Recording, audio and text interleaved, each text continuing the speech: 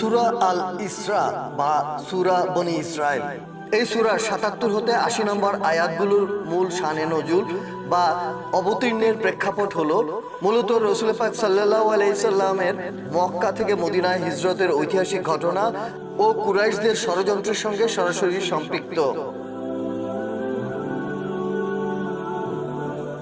আয়াত ৭৭-এ বলা হয়েছে, মক্কার কাফেররা যখন মহানবী হযরত মুহাম্মদ সাল্লাল্লাহু আলাইহি সাল্লামকে মক্কা থেকে বহিষ্কার বা দেশান্তর করার চক্রান্ত করছিল, তখন এই আয়াতটি পূর্ববর্তী আয়াত ৭৬ নম্বরের ধারাবাহিকতায় নাজিল হয়।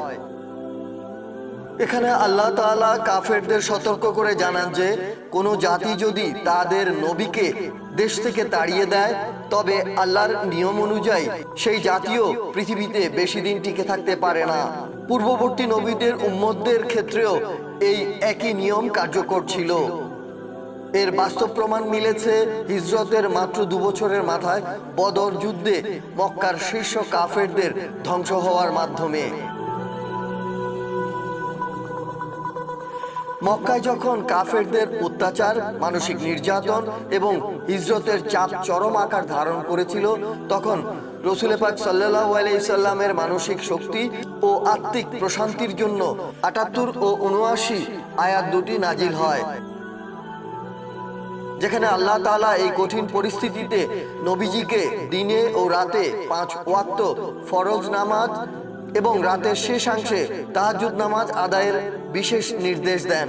এর মাধ্যমে বোঝানো হয় যে শত্রুদের ষড়যন্ত্র মোকাবিলা করার এবং আল্লাহর পক্ষ থেকে মাকামে মাহমুদ বা প্রশংসিত স্থান লাভের একমাত্র মাধ্যম হলো আল্লাহর ইবাদত ও সালাত।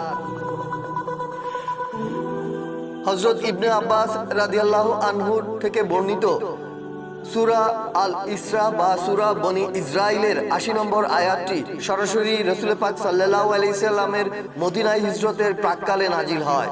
মক্কায় থাকা যখন অসম্ভব হয়ে পড়েছিল, তখন আল্লাহ তাআলা নবীজিকে হিজরতের অনুমতি দেন এবং এই দোয়ার শিক্ষা দেন। আয়াতে বর্ণিত আমাকে সত্য ও সম্মানের সাথে প্রবেশ করাও বলতে মদিনায় নিরাপদ ও সম্মানজনক প্রবেশ, এবং সত্য ও সম্মানের সাথে বের করো বলতে মক্কা থেকে নিরাপদে বের হওয়াকে বোঝানো হয়েছে।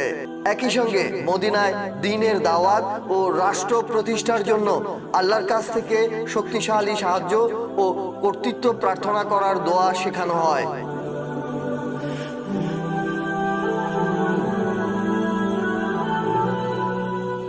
أعوذ بالله من الشيطان الرجيم.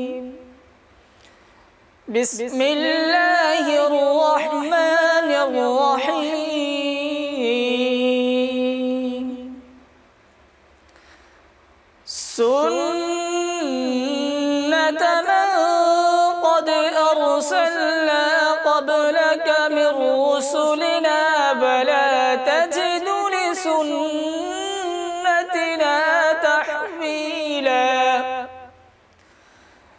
أقم الصلاة لدلوك الشمس إلى غسق الليل وقرآن الفجر إن قرآن الفجر كان مشهودا.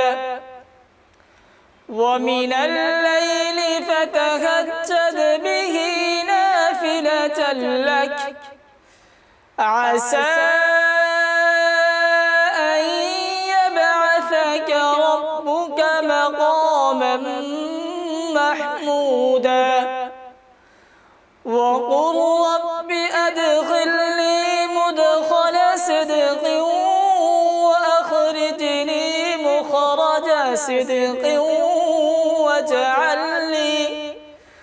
واجعل لي من لدنك سلطانا نصيرا. صدق الله المولانا العظيم.